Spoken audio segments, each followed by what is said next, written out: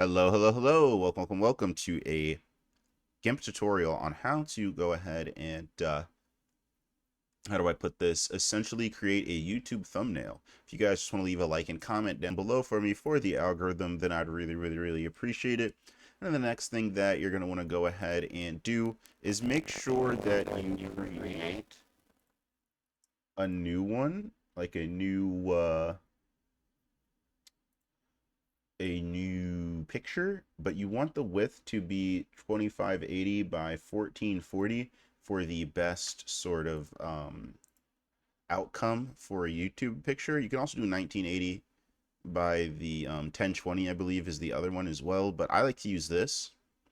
And then the key points of a YouTube thumbnail is you want everything that's to be sort of central, that's the eye point, and you want the colors to be correct. So let's go ahead and scale everything. Let me just delete that layer so it's not confusing for me. And then maybe I'd scale everything to be kind of more centralized. Get rid of some of the noise in the picture. There we go. Make it even on both sides. And then another thing that you're going to want to go ahead and do that I'm going to do now is I'm going to go ahead and duplicate this layer. So I have another layer on top. And then I'm going to go to my colors and go to my saturation. It's important that your colors are a lot better on your photo. And then I'm going to go to the layer below, and I'm actually going to turn the saturation way up. And then I'm going to take this little eraser of mine, and I'm going to actually, I'm actually going to make my guy brighter than everything else. So let's go ahead and make him a little bit brighter. So now he just sort of sticks out rather than everything else. As you see, it works for the ocean too, but I'm just going to make my guy. Now that he sticks out, maybe now we could add some words.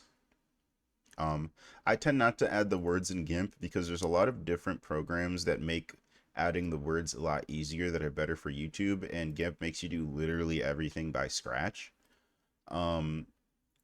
But let's say I want to make a video about, I don't know, me going to this oil rig.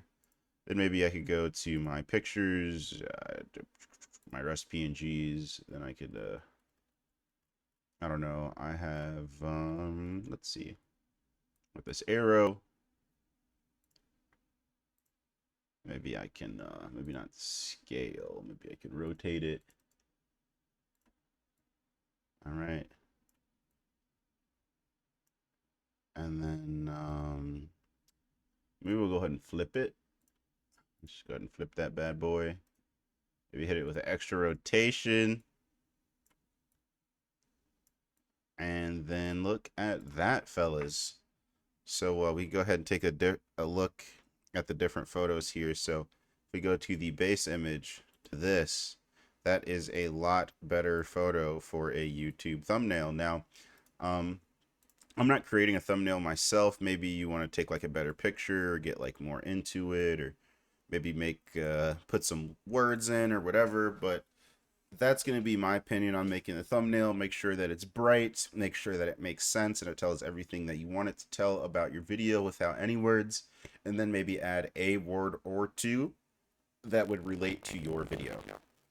So like an example could be, for me, if I go to my pictures and then I go to, oh no, go to my shorts, then I go to my YouTube, and then I go to my done, nope, not my done video, then I go to my done thumbnail. If we go and look at the thumbnail that I made for this, if I can find it. It doesn't look like it wants to show me where that thumbnail is. That's interesting. Okay. Well, we'll just use this as an example, right? I use the same kind of effects here that I use, but then I put some words. And then bam, now you have yourself a YouTube thumbnail. If you guys have any questions, comments, or concerns, make sure to go ahead and leave them down below. But other than that, it's been a GIMP tutorial. Thank you guys so much for watching. Have a wonderful day.